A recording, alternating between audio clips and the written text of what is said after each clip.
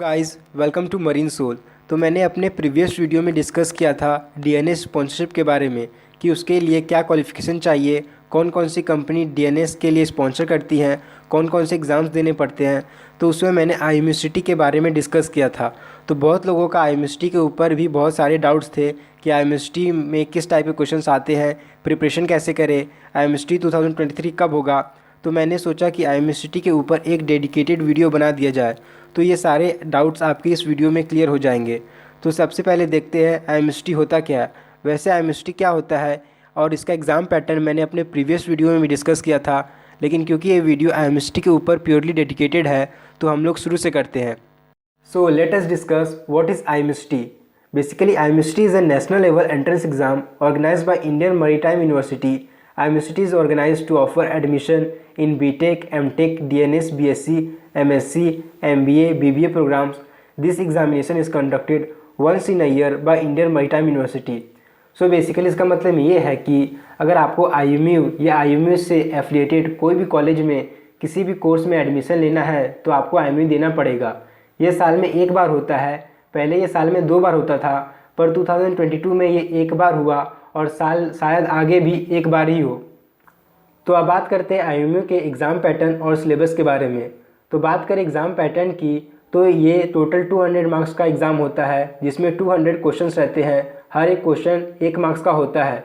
अगर बात करें वेटेज की तो इसमें मैथ्स 50 मार्क्स का होता है, फिजिक्स 50 मार्क्स का, केमिस्ट्री 20 मार्क्स का, जनरल एप्टीट्यूड 40 मार्क्स का और इंग्लिश 40 मार्क्स का, जिसमें हर एक क्वेश्चन सही करने पे आपको +1 रिवॉर्ड मिलता है और गलत करने पे आपका निगेटिव मार्किंग होता है -0.25। पहले ये निगेटिव मार्किंग नहीं था, लेकिन 2022 से इंट्रोड्यूस हुआ है, जिस पे हर एक क्वेश्चन पे आपका -0.25 निगेटिव मार्किंग होगा। टोटल टाइम ड्यूरेशन होता है 3 आवर्स, यानी कि आपको टोटल 200 क्वेश्चंस करने हैं 180 मिनट्स में।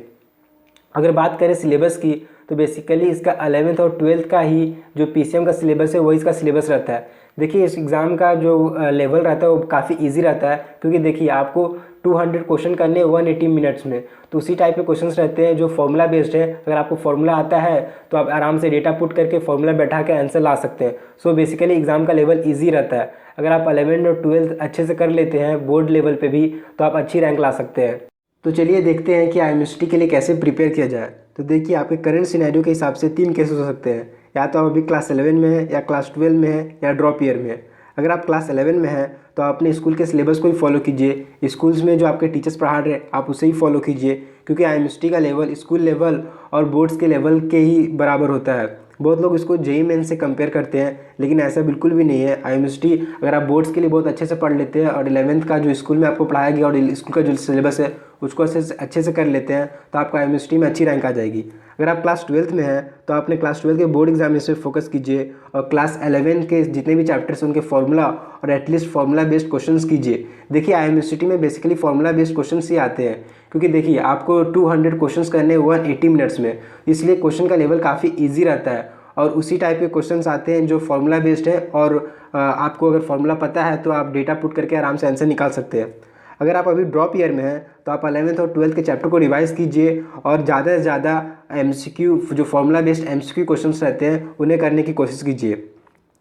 तो चलिए देखते हैं कि आईएमयूसिटी में किस टाइप के क्वेश्चंस पूछे जाते हैं। देखिए आईएमयूसिटी खुद से अपना क्वेश्चन पेपर कभी रिलीज़ नहीं करता है। जैसे बाकी एग्जाम जेईई मेन, जे एडवांस, इनके जब एग्जाम हो जाते हैं तो ऑफिशियली क्वेश्चन पेपर रिलीज़ होता है, लेकिन आईएमयूसिटी का क्वेश्चन पेपर ऑफिशियली कभी रिलीज़ नहीं होता है। तो जो भी आपको इंटरनेट पे प्रीवियस ईयर क्वेश्चन पेपर के नाम पे क्वेश्चंस मिलते हैं वो या तो मेमोरी बेस्ड क्वेश्चन रहते हैं या फिर फेक रहते हैं। मेमोरी बेस्ड क्वेश्चंस वो क्वेश्चंस हो गए कि जो कैंडिडेट एग्जाम के लिए एपीयर हुए हैं उनको कुछ जो किस टाइप के क्वेश्चंस आए हैं वो याद रहें, तो आके अपना फीडबैक देते हैं, उस हिसाब से वो क्वेश्चन पेपर डिज़ाइन करते हैं। तो या तो ये मेमोरी बेस्ड क्वेश्चंस रहते हैं या फिर फेक रहते हैं।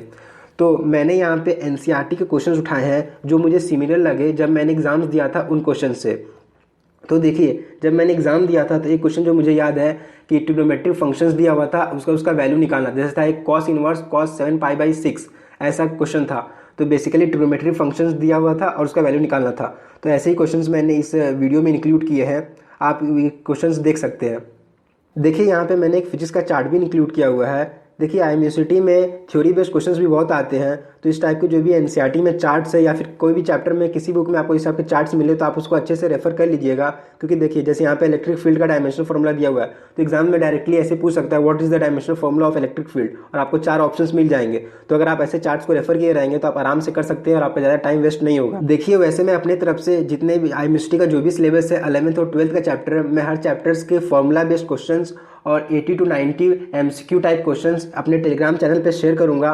तो आप वहाँ पे जाके चैनल ज्वाइन कर सकते हैं। वहाँ आपको चैप्टर वाइज फॉर्मूला सीट और क्वेश्चन बैंक्स मिल जाएंगे। आपको टेलीग्राम चैनल का लिंक डिस्क्रिप्शन में मिल जाएगा, और कमेंट्स में मैं जो PDF का लिंक शेयर करूंगा उसमें भी आपको टेलीग्राम चैनल का लिंक मिल जाएगा। तो आप वहाँ से टेलीग्राम चैनल को ज्वाइन कर सकते हैं। तो अब बात करते हैं कि IMUCT 2023 कब होगा।